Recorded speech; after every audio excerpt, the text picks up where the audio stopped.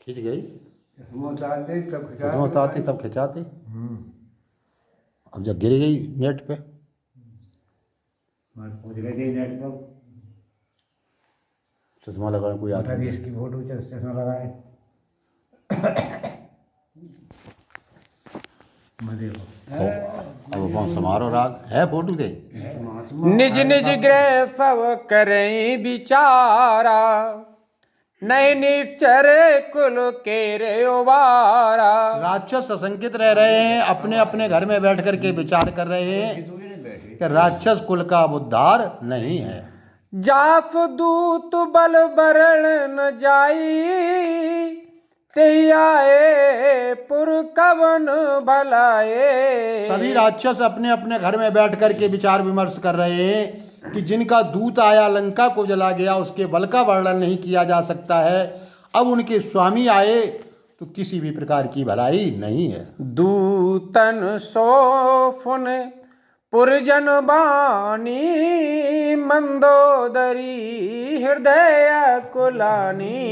इधर नगरवासियों की जो बातचीत थी दूतों के द्वारा, यानी मंदोदरी को सुनने को मिला तो मंदोदरी बड़ी व्याकुल हो जाती है।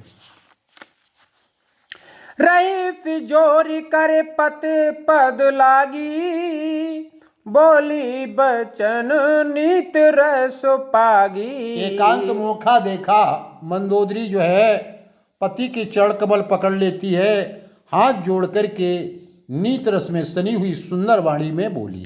कंत करस हरिशन पर हरऊ, मोर कहा अतिथि धरो। कहने लगी मंदोदरी कि हे स्वामी, तुम हमारी बात को हृदय में ध्यान धारण करो, क्योंकि हम जो अब कह रही हैं वो तुम्हारी अत्यंत हित की बात है। तुम भगवान से शत्रुता का त्याग कर दो।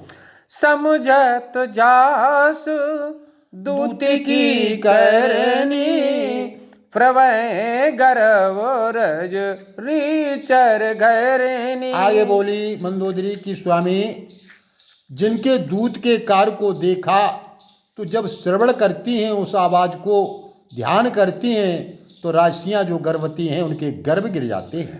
तासु नारी निज सचिव बुलाई, पठवो कंत जो चौ भलाए। हे स्वामी, अगर तुम अपनी भलाई चाहते हो तो मंत्रियों को बुला करके उनकी स्त्री को भिजवा दो।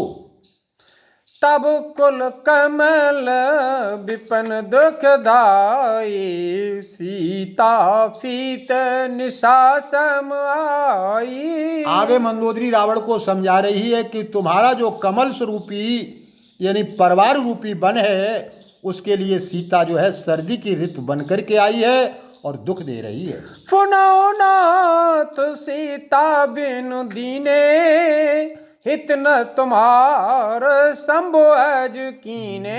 हे स्वामी, जब तक तुम सीता उनकी वापस नहीं करोगे तब तक तुम्हारा हित न शंकर जी कर सकते हैं न ब्रह्मा जी कर सकते हैं। राम बाण आए गढ़ फर पिन कर निपाचर भेक, जब लग गिरफत न तब लग यतन कर तज टेक।